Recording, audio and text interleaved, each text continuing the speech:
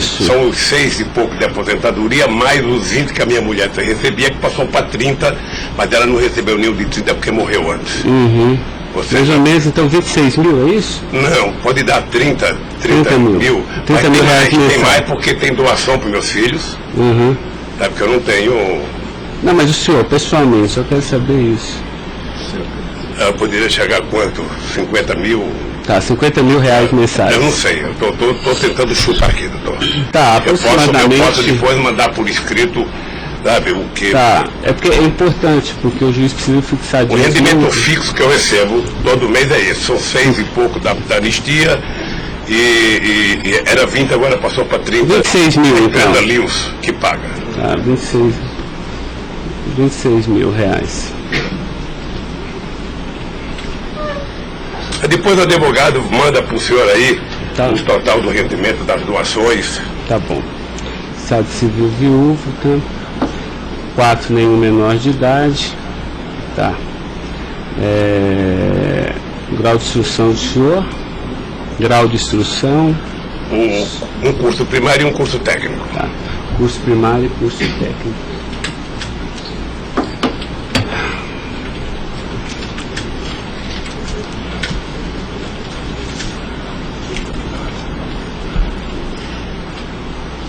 Me dê uma caneta aí, Caio, por favor.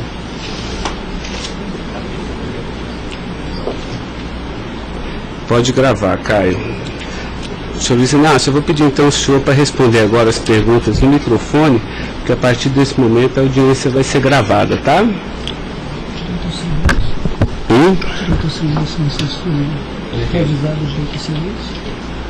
Eu vou avisar ele agora. Vou falar da acusação e vou avisar. Tá? Tá pronto, Caio? Tá. Senhor Luiz Inácio, esse momento é o momento do seu interrogatório, tá? A lei lhe garante o benefício de ficar em silêncio em todas as perguntas que ele fizer, as perguntas feitas pelo membro do Ministério Público, pela defesa dos denunciados, inclusive até pela sua própria defesa, tá? Existem 2 denúncias aqui nessa ação penal, envolvendo Delcídio do Amaral Gomes, André Santos Esteves, Edson de Siqueira Ribeiro Filho, Diogo Ferreira Rodrigues, Luiz Inácio Lula da Silva, o senhor, José Carlos Costa Bunlai e Maurício Barros Bunlai, tá? E em síntese, a denúncia fala da existência de uma organização criminosa, tá? Pelo menos do dia 1º de fevereiro de 2015 até 20 de novembro de 2015. E a denúncia narra que todos esses denunciados teriam se esforçado para evitar ou para menos modular e conseguiram retardar a celebração de um acordo de colaboração premiada entre o Ministério Público Federal e Nestor Severo, tá? Depois a denúncia narra que um crime de patrocínio infiel, tá? Cometido pelos denunciados também, e de exploração de prestígio, tá? Bom, o senhor tem conhecimento desses fatos, tá? Né? Eu lhe pergunto, esses fatos que são descritos na denúncia são verdadeiros, falsos? Eu queria que o senhor fizesse uma explanação cronológica do que aconteceu envolvendo a sua pessoa. Bom, os dados são falsos. Eu queria aproveitar a oportunidade, doutor Ricardo, para dizer ao senhor que eu faço política desde os 23 anos de idade. Comecei em 1968 pelo movimento sindical. Depois fizemos as greves mais importantes desse país, depois do regime militar. Depois resolvemos que o sindicato já era muito limitado para a luta democrática desse país, resolvemos criar um partido político. Participei da criação do mais importante partido político de esquerda da América Latina, partido que fez a maior política de inclusão social na história desse país, partido que fez a maior política de combate à corrupção na história desse país. Se nós analisarmos o que aconteceu de 2003 até dezembro de 2014, a gente vai perceber que o Ministério Público, a Polícia Federal, a Controladoria Geral da República nunca tiveram, e a Controladoria nunca tiveram tanto apoio e tantas mudanças legislativas para melhorar a eficácia do combate à corrupção como nós fizemos.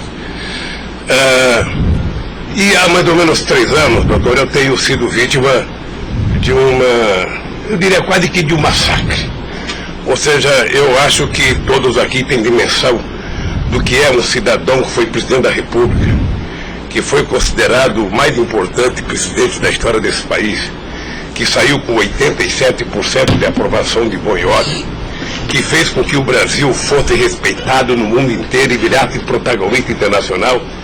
De repente é pego de surpresa por manchete de jornais, por notícias da televisão, todo dia, todo santo dia, no café da manhã, no almoço e na janta, alguém insinuando, tal empresário vai prestar uma delação e vai acusar o Lula.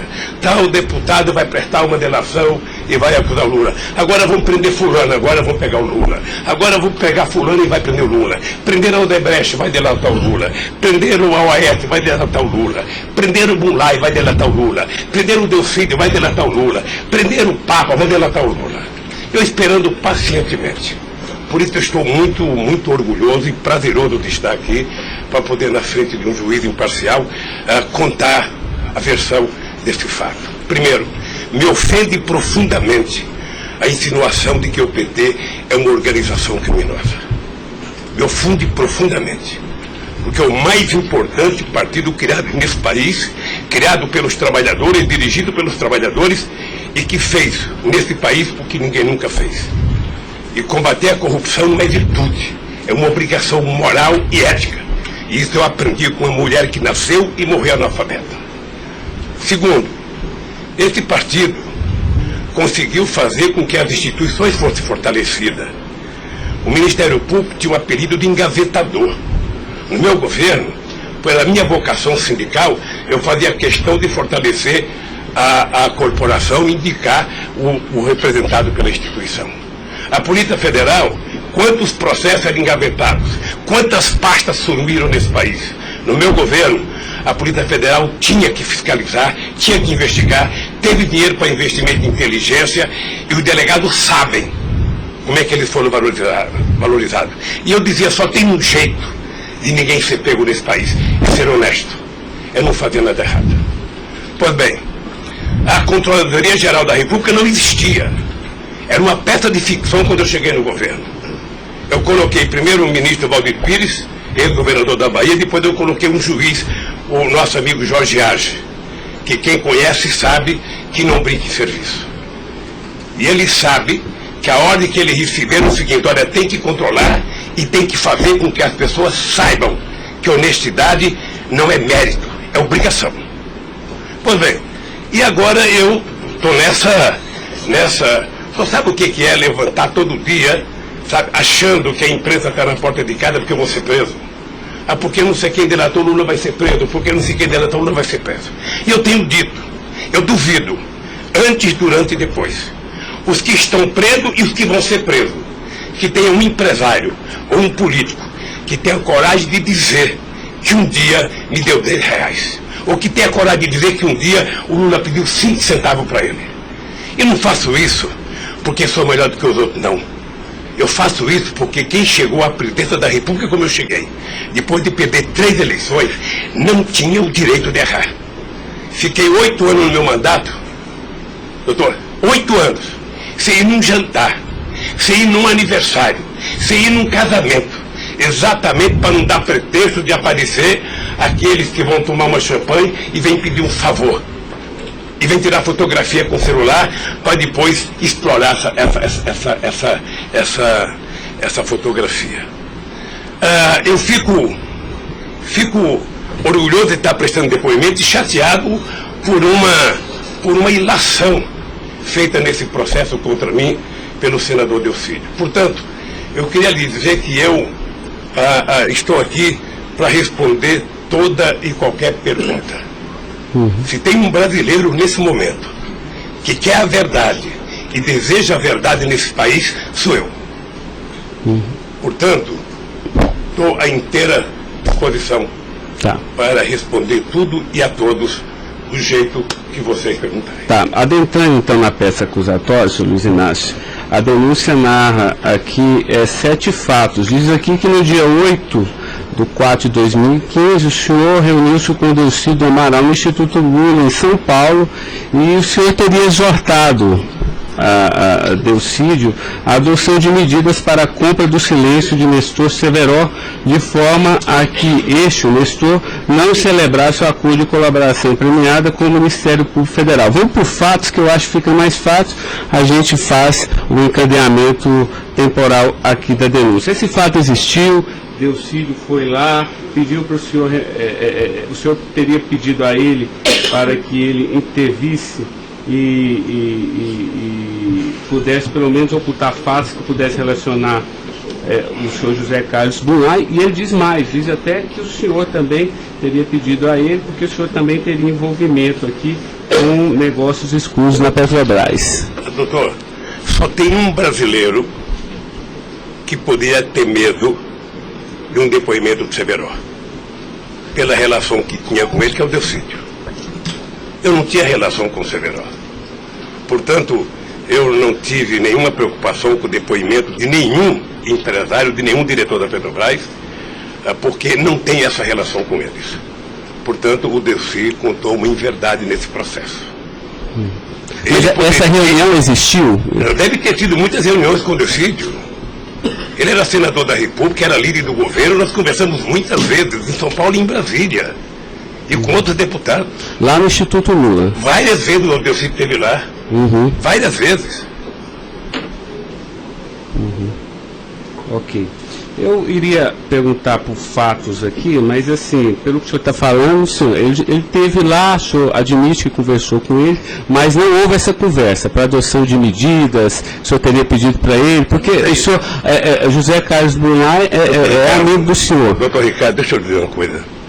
Eu não tenho nenhuma razão para ter qualquer problema com o depoimento do Severo. Mas nenhuma razão.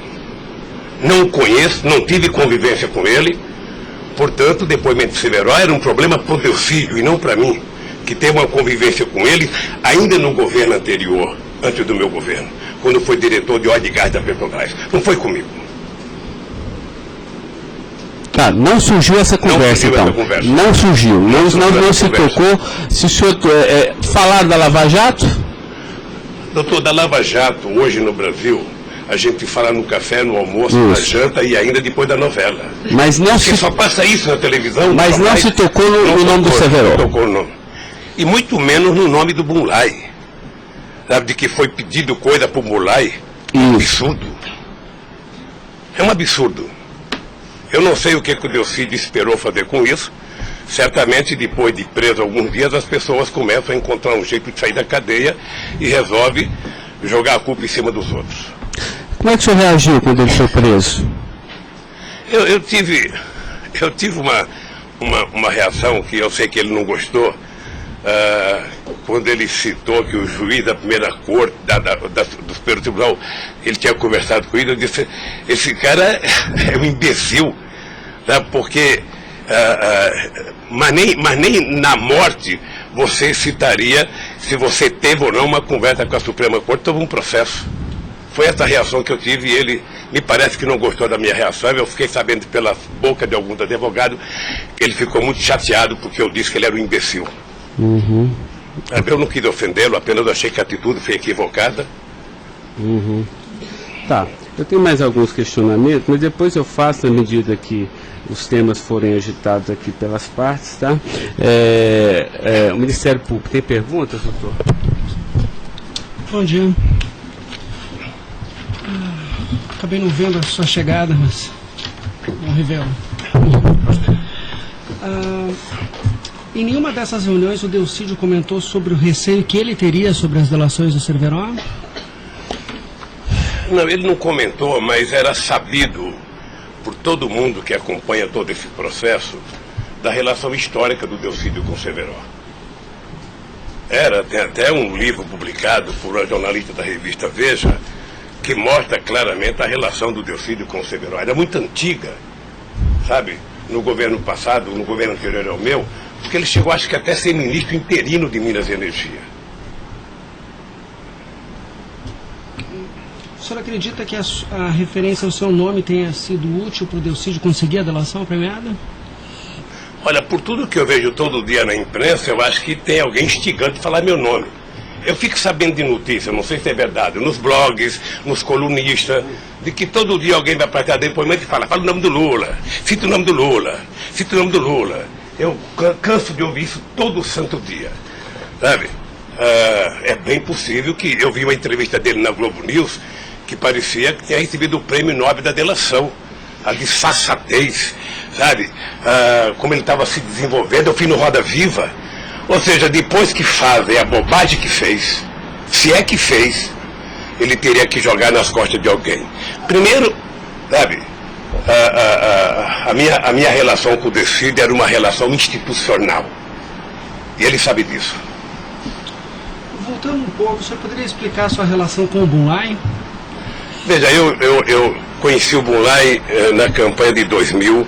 O PT governava o estado do Mato Grosso do Sul. E eu precisava fazer uma gravação para um programa de televisão da campanha para falar com o setor do agronegócio. E aí o governador do PT disse que tinha um amigo lá e me levou na fazenda dele, me parece que em Miranda. E eu fui nessa fazenda, uma boa fazenda. Até depois eu fui pescar nessa fazenda, fiquei 4 dias no Rio Miranda, não peguei nenhum peixe. Mas gravei um programa, foi um programa de sucesso. Depois eu ganhei as eleições e depois estabeleci uma relação com o Zé Carlos Bunlai. Qual é o conhecimento ou participação que o senhor teve na questão do empréstimo do Banco Chain ao PT que teria sido feito com a intermediação do Bunlai? Eu não, já disse isso, eu não tenho nenhum... Fiquei sabendo de que o Bunlai tinha feito um empréstimo pela imprensa. O senhor teve conhecimento de que para quitar esse empréstimo, houve a contratação pela Petrobras, da empresa Chain Engenharia, na questão Fiquei sabendo também pela imprensa, e me parece que numa pergunta que o Ministério Público já me fez. Após esses fatos, sobre a saída do Cerveró do posto da diretoria da Petrobras, há uma informação na denúncia relativa a divisões de indicações por partido de diretorias na Petrobras. Diretoria de abastecimento seria normalmente indicada pelo PP, diretoria de serviços pelo PT, diretoria nacional pelo PMDB. O senhor tem conhecimento disso?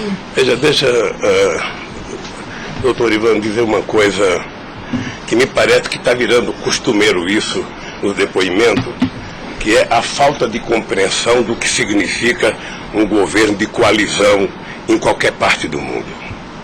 E parece que tem pessoas com dificuldade de compreender isso.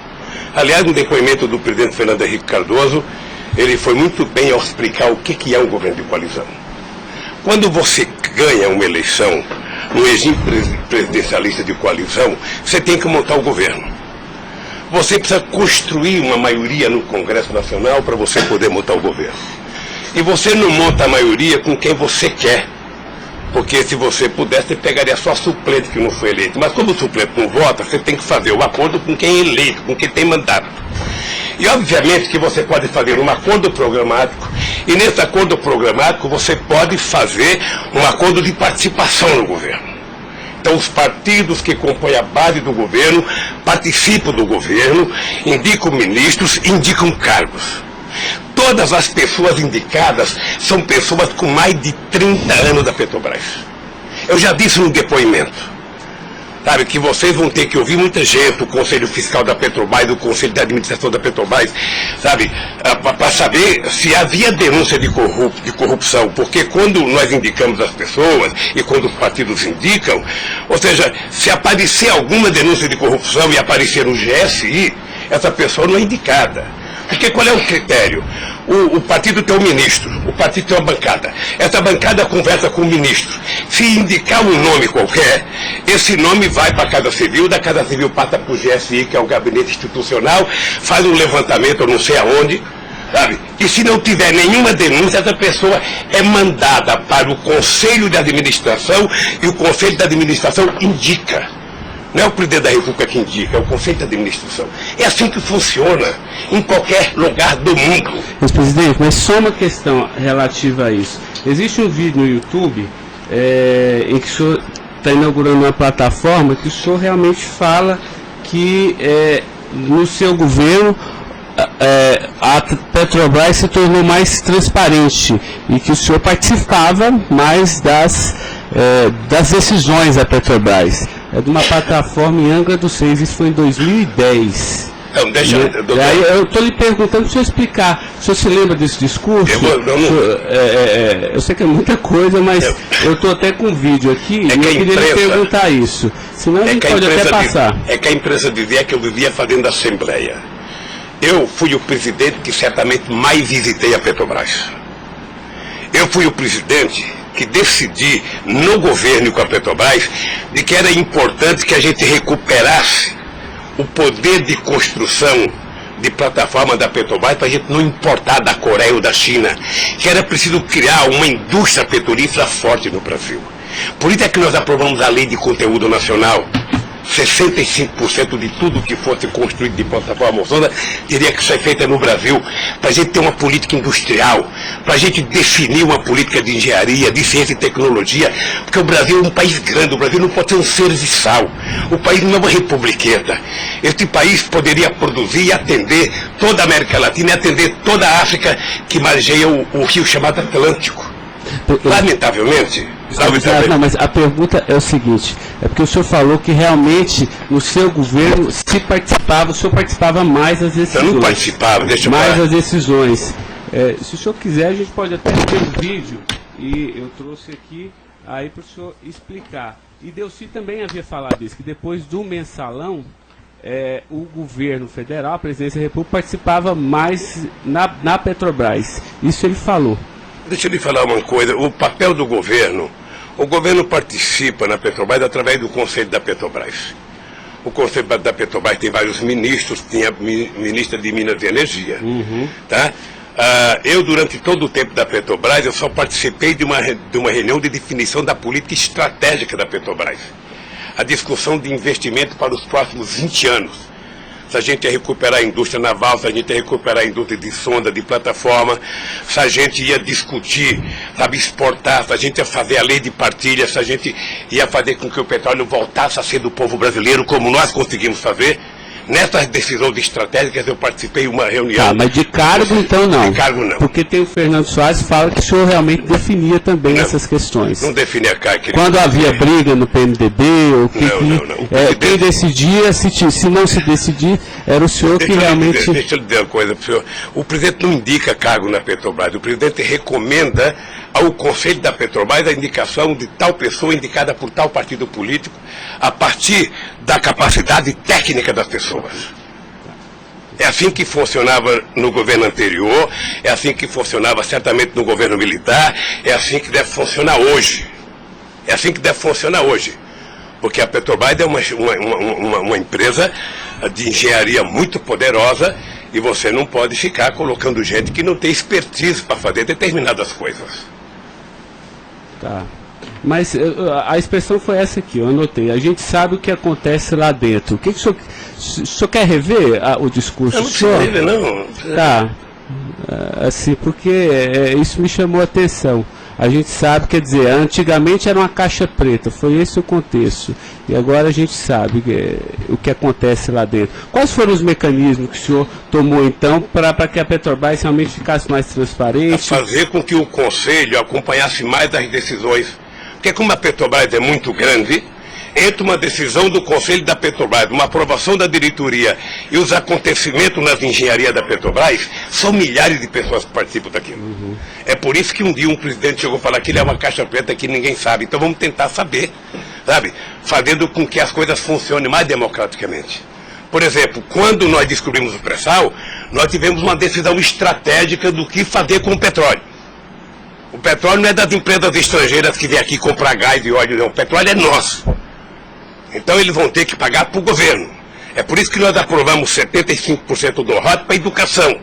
É por isso que nós aprovamos a partilha, que é o que incomodou muita gente no mundo, o que incomodou as grandes petroleiras. É esse país que tinha complexo de vira-lata, virar dono do seu nariz. Okay. Eu sei que isso incomodou muita gente. Incomodou muita gente no mundo inteiro. Sabe, e agora estão tentando desmontar.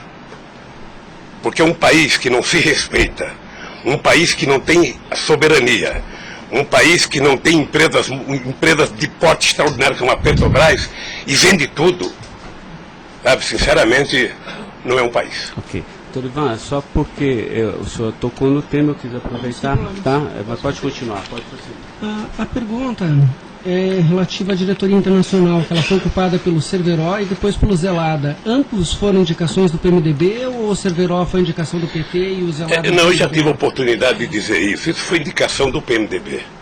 Ambos? Não sei se de todo o PMDB ou da bancada do PMDB de Minas Gerais, que foi indicado o Zelada para diretor internacional da Petrobras. O critério é o mesmo. O Zelada foi indicado, passa na Casa Civil, passa no GSI e é mandado ao Conselho da Petrobras, que decide. Não, perfeito. Mas e o Cerveró, ele tinha sido indicado anteriormente pelo PT ou pelo PMDB? Pelo PMDB pelo também. PMDB. Eu acho, eu falo quase com certeza absoluta pelo PMDB. É o que diz a... Eu falo quase que com certeza absoluta.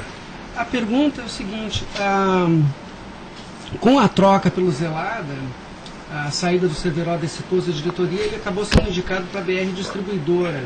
No próprio depoimento do Cerveró, ele afirma que isso teria sido como um reconhecimento pelo papel que ele prestou no auxílio da contratação da Chain pela Petrobras, na questão do navio sonda. Me parece que ele não diz isso exatamente. E parece que ele utiliza a palavra acha que foi isso. É diferente de dizer que ele disse. Ou seja, ele acha que foi isso. Deixa eu lhe falar uma coisa. Eu não conheço o Cerveró, conheço agora que ele ficou famoso. Tá? Quando eu vi o Cerveró, eu vi a en passant em reuniões coletivas. Portanto, eu não tinha nenhum interesse de tirá-lo e nenhum interesse de colocá-lo. Nenhum interesse. Para mim, se uma força política que compunha o governo indicasse ele ou outra pessoa e tecnicamente ele fosse reconhecido pelo conselho da empresa que o indicou, para mim estava perfeito. E veja, durante todo esse período não houve uma única denúncia contra nenhum deles. A denúncia começou a acontecer porque o juiz Moro começou a fazer escuta durante 8 anos num bandido chamado Rousseff, e aí então, em 8 anos dá para pegar alguma coisa. Pegou esse negócio. O senhor tem conhecimento de quem teria feito a indicação do nome do Cerveró para a BR Distribuidora? Se foi algum partido? Eu não sei se foi um partido ou se foi através do Zé Eduardo Dutra, que devia ter relação com o Cerveró, porque ele tinha sido presidente da Petrobras. Ele deixou de ser presidente da Petrobras e foi ser presidente da BR. E ele pode ter chamado o Cerveró, ou o mesmo partido que tinha indicado o Cerveró e depois tirou o Cerveró pode ter pedido para ele ir para lá. Eu suponho que seja isso. Ok. O senhor conversava com certa frequência com o Bulay por telefone, dentro dessa relação de amizade? Não era meu amigo. Conversava com ele. Com que frequência o senhor... Não sei, querido. Sabe, ultimamente o Bulay andava com doença nos olhos, achando que ia ficar cego, estava passando muito tempo em Miami para se tratar, depois estava se tratando de um câncer. Sabe, eu sei que ele não andava bem nos últimos tempos, com problema de doença. Porque a denúncia cita algumas ligações de um telefone que pertenceria ao Instituto Lula. O senhor utilizava esse telefone do Instituto Lula para conversar com o Bulay também, ou normalmente só no seu celular? Mas qual é o crime do Bulay ligar para mim? Não, eu estou tentando esclarecer os fatos, presidente. Eu conversava com o Bulay, tinha um profundo respeito pelo Bulay, um profundo respeito. O Bulay sabe perfeitamente bem que a relação que ele tinha comigo não permitia que discutisse qualquer negócio, porque eu não levo para casa ninguém para discutir negócio. O negócio eu discutia no palácio. Mas o senhor sabe se ele utilizava o nome do senhor? Porque o Salim Chain e o Fernando Chain confirmam que José Carlos Mulay disse que Luiz Inácio Lula da Silva interveio na contratação da Chain pela Petrobras. Está descrito na peça do Ministério Público. Doutor, se o senhor soubesse quanta gente usa o meu nome em vão, de vez em quando eu fico pensando para as pessoas lerem a Bíblia, para não usar tanto meu nome. Não. Tem gente que faz campanha financeira em meu nome, tem gente que é candidato em meu nome, tem gente que faz panfleto dizendo que eu estou apoiando, tem gente que coloca a fotografia minha dizendo que eu estou apoiando ele, sabe?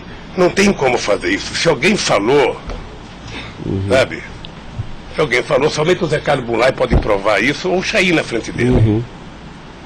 Eu duvido que o Zé Carlos Bunlai, ou algum outro empresário, ou algum outro, desses que já prestaram depoimento, diga que um dia eu chamei ele para conversar sobre tal coisa, sobre qualquer coisa. Sabe por quê, doutor? Porque eu tinha noção de que o único jeito de eu governar esse país dignamente era não permitir qualquer promiscuidade na minha relação com os agentes empresariais ou os agentes políticos. Desculpa, a afirmação seria que o senhor estaria abençoando o negócio da Chaim pela Petrobras. O senhor não... Nem abençoando, nem amaldiçoando, porque eu não sabia. Ok. Sem mais perguntas, excelência. A defesa, então, a sua defesa vai ser a última a perguntar. A sua defesa de Delcídio Amaral.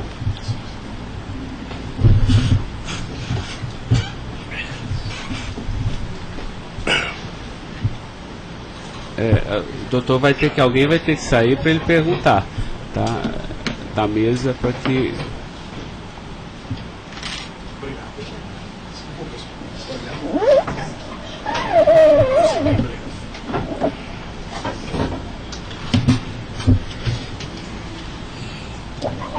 Bom dia. Bom dia.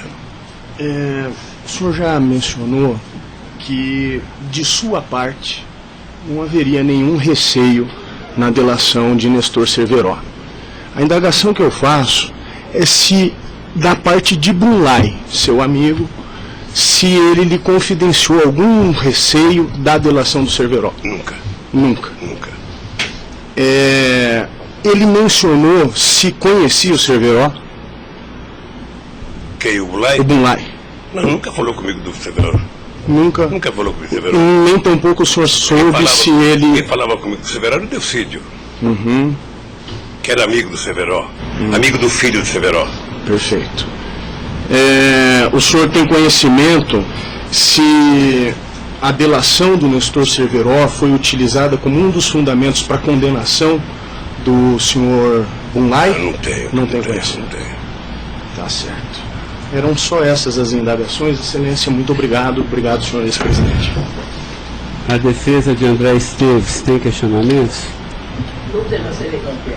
Não tem? A defesa de Edson Siqueira Ribeiro Filho.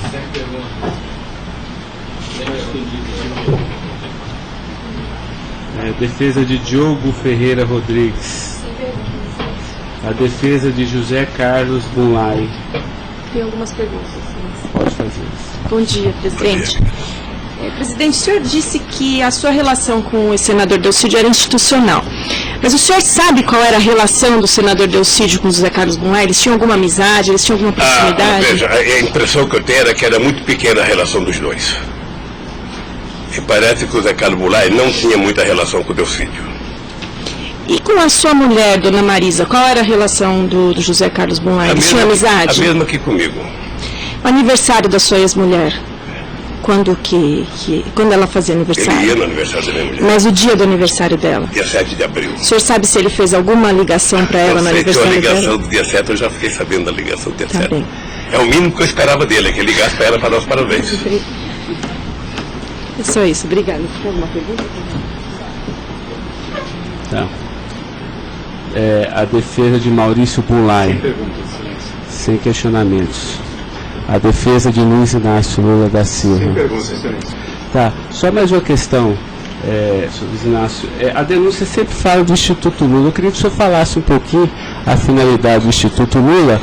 Eu tirei pelo site a missão, me parece que o senhor desenvolve projetos na África também, né, com finalidade de erradicação da extrema pobreza, da fome, acesso à educação, promoção da igualdade, mas também é um local que o senhor também chama as pessoas para discutir política. O Delcídio falou que o senhor o convidou para ir lá quando era líder do governo. Explique para mim o Instituto Lula. Não sei se você sabe, a Receita Federal fez uma devassa no Instituto para saber se ele está cumprindo com a sua obrigação institucional. Veja, eu quando deixei a presidência da República, eu falo isso apenas com o objetivo de explicar. Muita gente pode achar que eu sou arrogante, eu sou petulante. O doutor Ivan, no primeiro depoimento, eu disse isso para ele. Mas ou seja, é crime, viu? quando eu deixei a presidência da República, por conta do povo brasileiro, eu tinha sido o presidente, quase que o presidente mais importante do mundo nos 10 primeiros anos do século XXI. Esse país virou protagonista internacional. Esse país passou a participar do G8, coisa que nunca participava. Esse país ajudou a construir o G20. Esse país participava do BRICS com muita importância. Esse país participava do IBAS entre Brasil, África do Sul e Índia. Esse Brasil criou a Unasul, criou a CELAC, onde pela primeira vez a gente fazia uma reunião da América Latina sem participação dos Estados americanos. Esse país não deixou a ALCA entrar aqui. Esse país construiu o Conselho Nacional de Defesa para se contrapor à 4ª Frota Americana, depois que nós conseguimos o pré-sal, que eles reinauguraram a 4ª Frota. Nós criamos o Conselho de Defesa. Então, nós fizemos a maior política de inclusão social da história desse país. 36 milhões de pessoas saíram da extrema pobreza e 40 milhões ascenderam à classe média. Isso é uma Argentina, isso é uma Colômbia. A bancarização do povo pobre foi com 70 milhões de pessoas entraram no sistema financeiro. É uma Colômbia e uma Argentina junto. Tudo isso em 12 anos. Olha, eu saí da presidência e eu queria fazer com que a América Latina e a África adotassem as políticas públicas que nós adotamos no Brasil. O programa Luz para Todos. O programa PA, que era a compra de alimento para o pequeno produtor, o Minha Casa Minha Vida, o Bolsa Família, o aumento do salário mínimo. Durante 12 anos, todos os funcionários públicos tiveram aumento nesse país. Houve reajuste de carreira, houve aumento do salário mínimo, aumentamos as exportações, aumentamos o mercado interno, uma demonstração de que o pobre não era problema, o pobre era a solução. Então, eu gostava de ir para a África para dizer para os presidentes. Uma vez até fiquei com medo de Angola. Porque eu, depois da minha palestra, eu me dei conta da quantidade de general que tinha lá dentro. E eu falei o seguinte: é preciso diminuir o dinheiro das Forças Armadas e colocar dinheiro para os pobres. Porque o pobre não entra no orçamento. O Poder Judiciário entra, quer ter poder de pressão. Os sindicatos organizados entram. Sabe? Todo mundo entra, o pobre não entra. O pobre está lá, desgraçado, abandonado, ninguém olha por ele.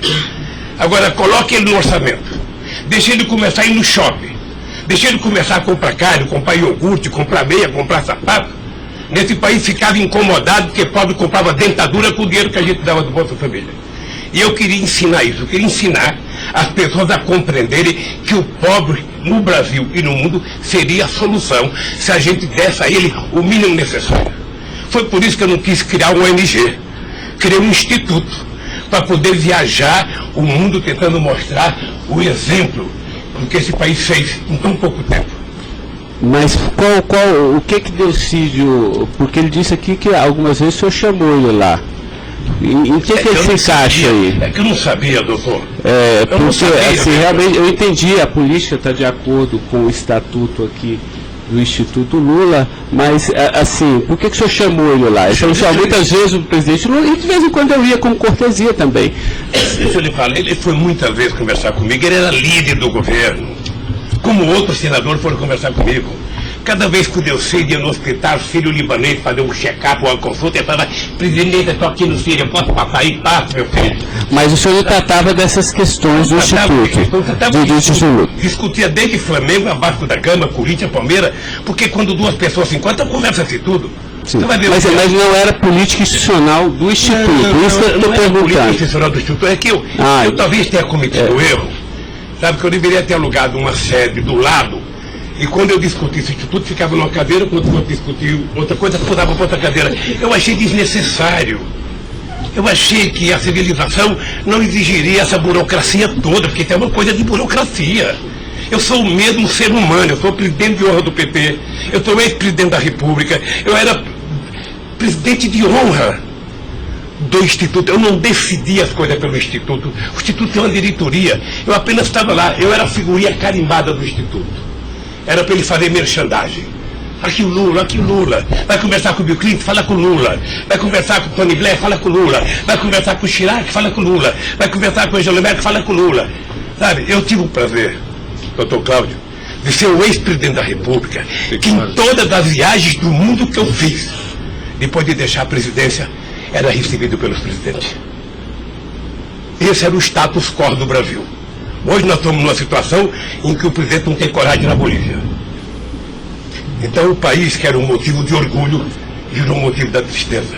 Pela pequenez que esse país tomou dimensão nos últimos anos. Não, eu não estou emitindo nenhum juízo de valor, mas assim, o que eu quero saber é o seguinte: o senhor também chamava pessoas como líder do sítio para conversar sobre outros assuntos. Chamava dirigente sindical, chamava gente do LGBT, chamava negro, chamava índio, chamava todo mundo. Isso. Ali, eu vou dizer, sabe qual é o apelido do Instituto? Sabe? Não sei, nunca fui. Posto Ipiranga. Sabe? Lamentavelmente é assim. Mas não é por causa do Instituto, é por causa do personagem. Sabe? Então todo mundo fala, tem problema em tal lugar? Posto Ipiranga. Tem problema em tal lugar? Posto Ipiranga. E sabe que eu tenho orgulho disso. Eu tenho muito orgulho de fazer 36 anos que eu deixei o movimento sindical e ainda sou amigo de todos os sindicalistas, de todas as correntes, da Força Sindical à CUT. Sou amigo de todos os partidos políticos. Sabe? Então, se isso é um pecado, se isso é um erro jurídico, se isso incomoda o Ministério Público, a Polícia Federal, sei lá quem, sabe, eu vou alugar uma salinha na porta e sento lá e atendo e vou deixar em paz, porque não é possível. Sabe? Não é possível, sinceramente, doutor, sinceramente. Eu quero lhe agradecer a oportunidade de vir prestar esse depoimento. Porque eu estou com muita coisa na garganta para falar. Eu estou cansado de ver procurador dizer que não precisa de prova, que ele tem convicção. De juiz dizer, eu não preciso de prova, eu tenho fé, vou voltar com fé. Eu quero provas, alguém tem que dizer, sabe, qual é o crime que eu cometi, aonde que eu cometi. Chamar o PT de organização criminosa, se dependesse de mim, cada deputado do PT, cada vereador do PT, cada militante, abrir um processo para quem dizer provar qual é a quadrilha. Porque eu estou cansado, doutor. 71 anos de vida, eu cansei. Cansei de ver, sabe, as instituições que eu ajudei a criar desde a Constituinte para valorizá-las, desprestigiadas por comportamento pessoal. Gente que adora, gente que não pode abrir a geladeira, que vê uma luz e já começa a dar declaração. Gente que liga o barbeador, começa a falar achando que é o microfone do rádio. Eu cansei disso. Eu sempre valorizei o Ministério Público. Eu sempre valorizei a Polícia Federal. E sempre valorizei o Poder Judiciário. Os ministros podem lhe dizer. Eu indiquei quase todos. Nunca pedi para eles um favor pessoal. E não peço. Porque a instituição tem que ser forte, não para me ajudar, para garantir a democracia desse país. Lamentavelmente, tem pessoas que não pensam assim. Eu, quando vejo um jovem procurador ir para a televisão falar 1h30 e depois dizer, não me peçam provas, eu tenho convicção, não dá, doutor. Não dá para aceitar isso como uma coisa séria nesse país que está jogando a cada vez mais a oportunidade de se transformar num país grande. Nós quase chegamos a ser a 5ª economia mundial. Quase chegamos. Por mediocridade não chegamos. Então eu lamento profundamente. Eu gostaria que meu depoimento fosse tudo numa semana só. Para mim poder desvendar os mistérios todos. E acabar com essa hipocrisia. Fulano vai prestar depoimento, fulano vai delatar, fulano vai não ter das coisas, fulano, e o Lula vai ser citado. Quem sabe está na hora de chamar o dono da Globo, da Record, da Bandeirantes para prestar depoimento para ver se eles me delatam. Porque o que eles dizem que vão me delatar, eu duvido que tenham coragem de me delatar, porque não tem nenhuma prova e nunca conversaram comigo sobre qualquer crime. Doutor, eu aprendi a andar de cabeça erguida. E sabe que custa muito. Para quem nasce na elite, não precisa nada. Mas para quem vem lá de baixo, sabe, não deixar ninguém colocar cangaia no seu pescoço, não é fácil. Esses dias eu sei de uma história, de um depoimento, de um processo para abrir contra uma jornalista, até vou contar isso que ninguém sabe aqui. E eu acusei uma jornalista que falou em qualquer país democrático do mundo, ela seria presa, porque ela falou de um presidente da República. E ela foi prestar julgamento. E a advogada, acho que a nossa advogada, me chamou de doutor. Aí o juiz começou a rir.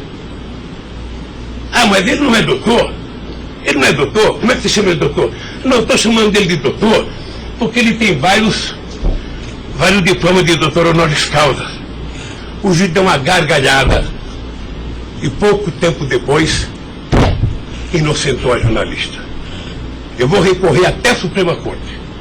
Aos 71 anos eu não sei quanto tempo de vida que eu tenho, mas eu tenho fé em Deus de ver essa jornalista ser educada. Porque em nome da liberdade de imprensa, ninguém pode avacalhar a vida dos outros. Ninguém pode. E o que eu estou vendo nesse processo? Tem gente que acha que eu sou contra a Lava Jato. Pelo contrário, eu quero que a Lava Jato vá a fundo para ver se acaba com corrupção. O que eu sou contra é tentar criminalizar a pessoa pela imprensa e não pelos autos do processo. O que eu sou contra é execrar, é condenar.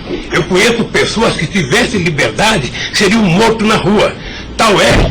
Sabe quantas horas eu tenho de notícias negativas contra mim no Jornal Nacional em 8 meses, 16 horas? Nenhum político no mundo aguentaria isso. E eu vou matá-lo de raiva, porque toda pesquisa vai aparecer na frente.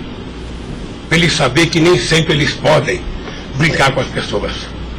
Sabe? Então o juiz, o promotor, o delegado, não tem que ficar fazendo, sabe, pirotecnia com as pessoas. A primeira apura, investigue e condene. Quando condenar, bote na cadeia. E acabou.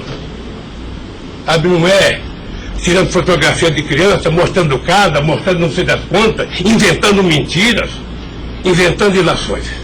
Então, eu quero lhe dizer que o senhor está diante de um homem que está disposto a prestar tantos quanto depoimentos for necessário. E quero que todo mundo saiba, se tem um brasileiro que quer a verdade nesse país, sou eu.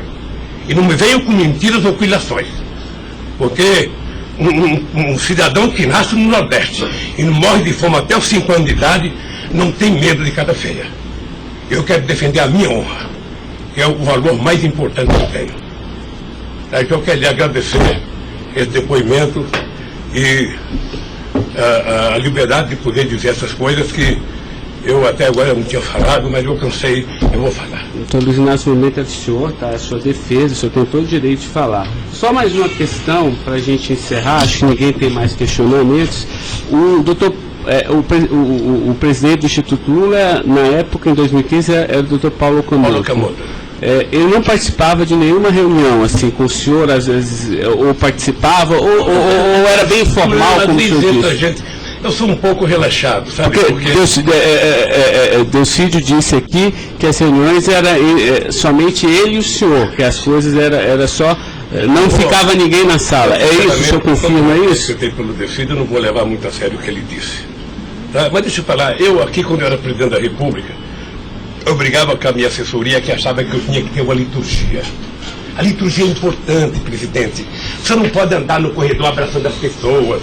A porta não pode ficar aberta, sabe? Então, no Instituto, sabe, tem hora que a conversa é pessoal, tem hora que entra 10 pessoas, 5 pessoas, 6 pessoas, 4 pessoas. Mas de total transparência, é isso que o senhor quer falar? Quando uma conversa sigilosa, eu faço uma conversa sigilosa, sabe? Ok. Tá bom. Agradeço a presença do senhor para esclarecer os fatos, tá? Ninguém tem mais questionamentos, então está encerrada a audiência. Na fase do 400.